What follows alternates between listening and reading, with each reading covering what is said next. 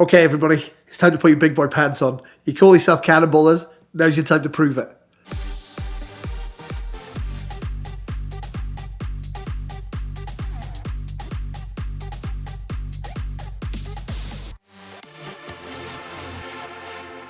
At the end of the 2018 C2C, it became traditional to sit in the Portofino and drink beers. Coors is the drink of choice, incidentally, for cannonballers.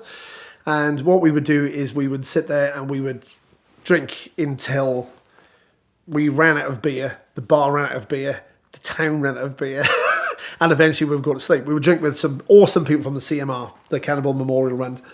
Police officers, they were awesome people. We used to support that as a charity. They would come and they would have more than a few beers with us, and we always enjoyed the conversation. They're a really good bunch of guys. Basically, in the bar, we would sit there and drink and then come up with more and more outlandish plans for what we were going to run next year and what we would do the year after. And everybody was like, next year I'm going to have, what's the best anti-radar system we've got? What's the best kind of undercover thing we do? I'm going to run a limo with a presidential seal on it, and we're going to get an impersonator in the back. And, every crazy idea that you can think of was bench tested right there. And one of those ideas in 2018 was I had watched on something, this event in Alaska where they were jumping cars off a cliff. And I thought that would be awesome. That would be an amazing thing. And we were already talking about the end of the C2C. Like, it was never going to run later than 2019. 2019 was the 40th anniversary. We'd done the same number of runs that Brock Yates had done, and that was enough for us.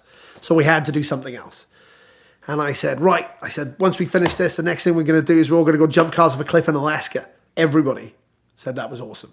Everybody had that idea. So 2019, we solidified that, and it was me, John, and Ed had all agreed that we were going to go and take a car each for sure, and other people from the C2C. Dave Simpson bought a Nissan Sentra, and there were a few cars that we all went and bought. I think I bought something too, Crown Vic, I would take a guess at. And we were all going to throw these cars off a cliff. We were all getting ready to do it, and then of course COVID came and shut everything down for everyone.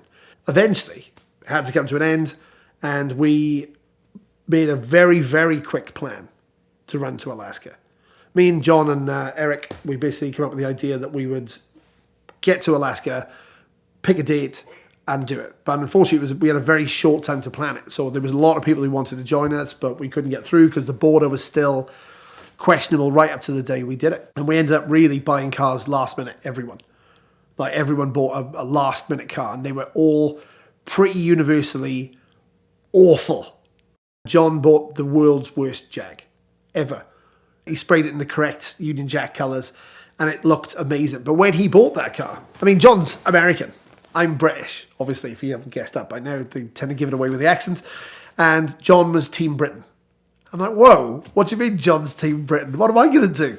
So I bought a 03 F-150, and it's so American. The badge is the American flag. It was the best-selling car in America. It's a pickup truck. I couldn't get anything more American if I tried.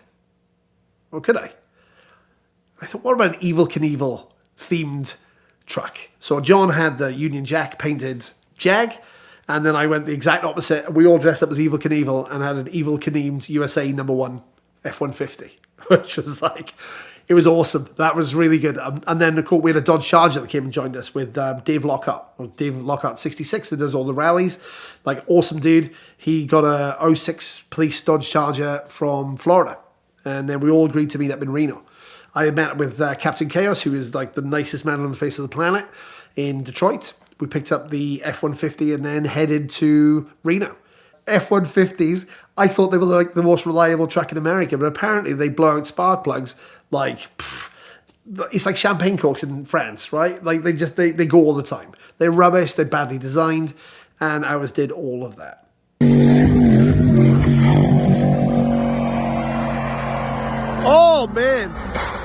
Oh man.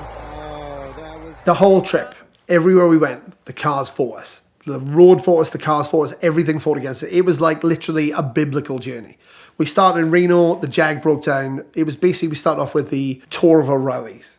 So every place we went to was an O'Reilly's. Before we got out of Reno, we had already done 3 O'Reilly's. Everywhere we stopped, it broke down.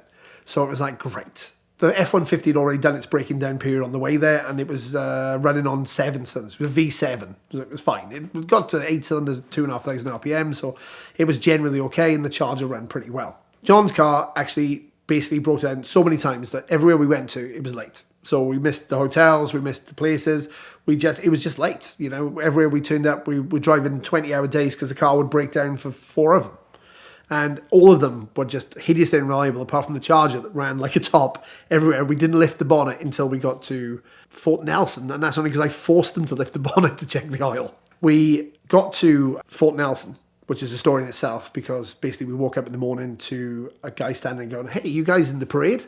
We're like, "Parade?" It's like, "Well, you guys got painted up cars. You're in the parade, right?" We're like, "Yes, a parade." I get really excited. Like when people say parades, I'm really excited about the idea of it. I just love it. I think it's a fantastic idea. Everybody else, well, we'd been on the road for a lot of time. This was the first time we actually had a chance of making it to our hotels.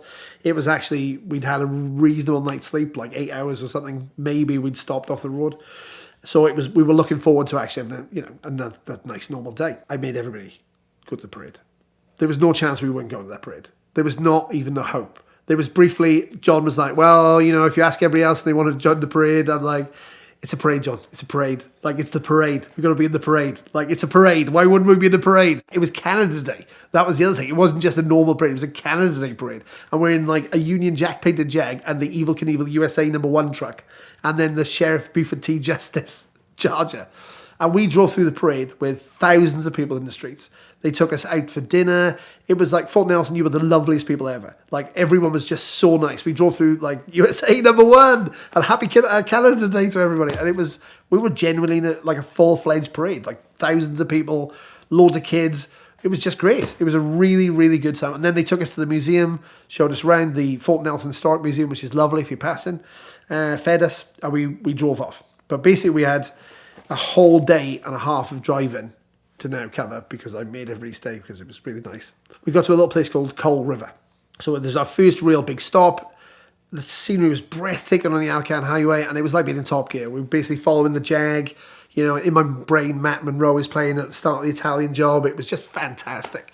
So we get to Coal River, and we're now a few hours away from our destination for the night, and then 1 day away from where we get to. So it was great. We're like, fantastic. So we all sit down. They serve bison burgers. Like everybody's sitting down, the mood is buoyant. We've been in the parade. It's like pretty good. It's just, midway through the day.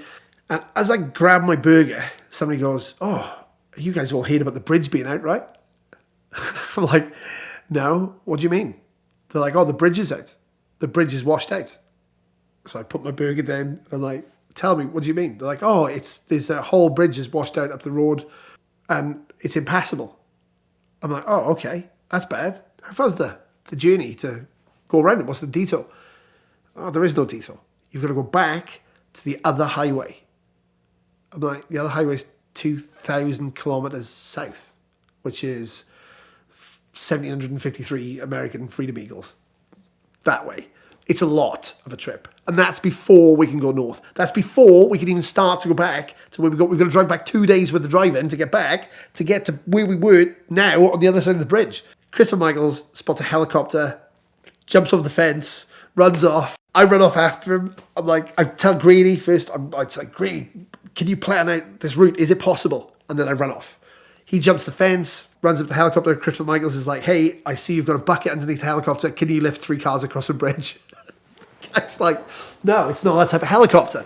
And Chris is like, "Well, what if we start pulling them apart? What if we lighten the cars and pull the parts off them and rebuild them on the other side of the bridge? Can you lift them over there?" And the guy's like, "No, it can't lift the car." So me and Chris look at each other and we're like, "What are we going to do?" He's like, "I don't know. It's miles away. It's a huge journey. It's now probably impossible. Can we jump the bridge?" That was the next one. Can we jump?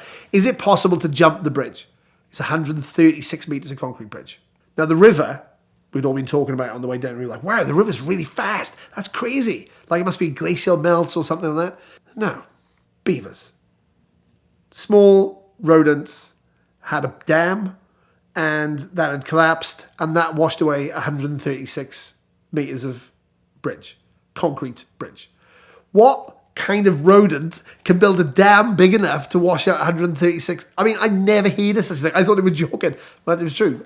Beavers caused our entire problem. Literally, we were there, and by the time I was picking up my burger, the news was floating back that the bridge was closed and out. And the bridge had just gone and disappeared, and we could have been on it. Literally, it was that close. It wasn't like we were hours behind. It happened in within 20 minutes. And then all the traffic had backed up and everybody was freaking out because there was nowhere to go. I said, greatest, what did your maths work out as? And he said, well, the maths work out that we can make it if we drive non-stop for 48 hours. We had 3 junk cars.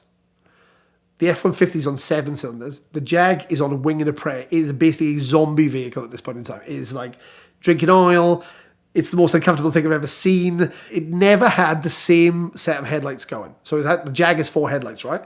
It would be 1 on the left, 1 on the right, 2 on the left, 2 on the right, but never 2 on the left and 2 on the right, ever. The combination was always odd. So we had poor headlights, no gas, no plan, no extended tanks, nothing. I had a moment.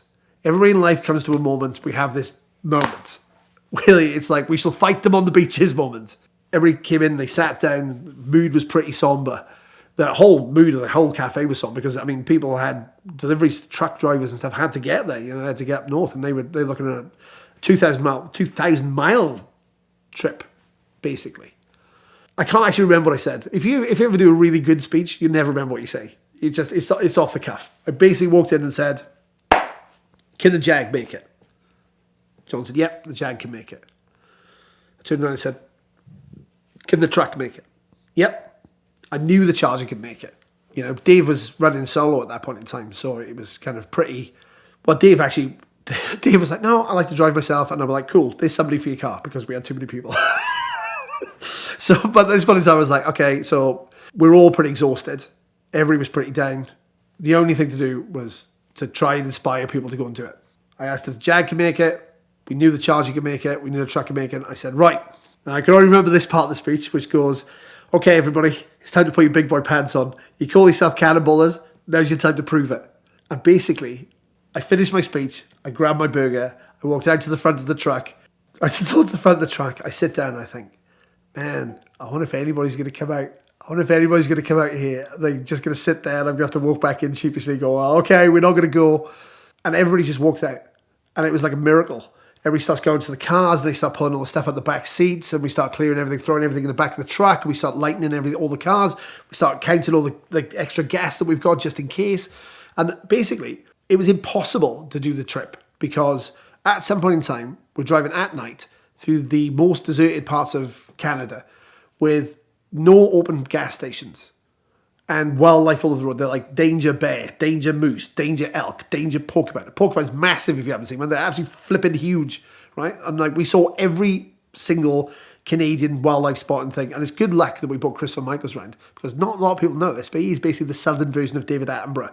He knows about every single animal you could possibly see on the road. You often find him sitting in a field with a big bunch of flowers around him and his hippie hat on, talking about animals. It was great, actually. It was like having a tour guide. It was basically, they told us, impossible to do it. Like, this trip it can't work because there's no gas. It's just not, it's not going to happen. The gas station's closed at 8 o'clock at night. I'm like, we're just going to do it. We're going to go that way anyway. We're not going to stop and leave the cars here. So we did. We all got in the cars. I said to Dave, I was like, "Dave, get in the back, go to sleep. You just sleep. You've driven for like 2 days, you go to sleep." Grady sat in the Charger. I jumped in the Charger with those. We put the Chris in the truck and the cameraman. Oh, he was such a nice guy. We're like, "By the way, you're driving now. Congratulations. Welcome to the Cannibal Fraternity. Use a wheel, get behind it and drive it." Done a stupendous job. He did an absolutely fantastic job. He really drove some great stuff. And he meant to be recording everything, of course. And we really just forced him to drive a lot. Everybody drove. Nobody was sitting around. Everybody had to drive. It was a long trip. We just kept on going. And when we got to, we weren't even halfway around and we started running into problems with gas. Petrol was a real problem. We pulled into a service station. The petrol station was closed and the next one was closed and there was nothing. They just said, "There's nothing." You got out in the middle of nowhere. Amazingly, people came up with petrol cans they drained out of their cars to give us to carry on. They turned up with, like, they literally turned up in minivans and things like, oh, it's my mum's bringing some gas there. And like the guy at the road, he's got some spare gas. And we literally poured that into our cars. There were people draining their four-wheelers to give us gas to carry on. And that's how we made it to the next stop. And we made it to, I think it must have been, I can't remember the name of the town, but we got there. It was the opposite side of the bridge. And there was no gas. All the gas stations were closed. And we thought, that's it. It's all over. We're not going to make it. We're going to make it, but we're going to make it late. You know, perhaps we could throw the cars off anyway. And luckily, the last single idea, there was a gas station that had, we were pretty desperate. It was like, okay, can we siphon petrol out of something now? Is there anything we can find? Is there a gas tank? Or is there kind of like, there was like a commercial, like literally a gas tank and 2 pumps in the middle of nowhere, no signpost, no nothing. And the 2 guys that we'd helped earlier pulled up and they said, hey, there's a gas station's open at the road. We just filled up if you want to go and use that. And we used that. And that was where we managed to fill up. And that's what got us into Glacierview just in time, literally, to do the jump. Buying a used car, especially sight unseen, can be a very scary process, and you should never do that without getting the car inspected first. And the best and easiest way to have that done is using the Lemon Squad. They are an amazing resource that can almost immediately inspect a car for you anywhere in the country.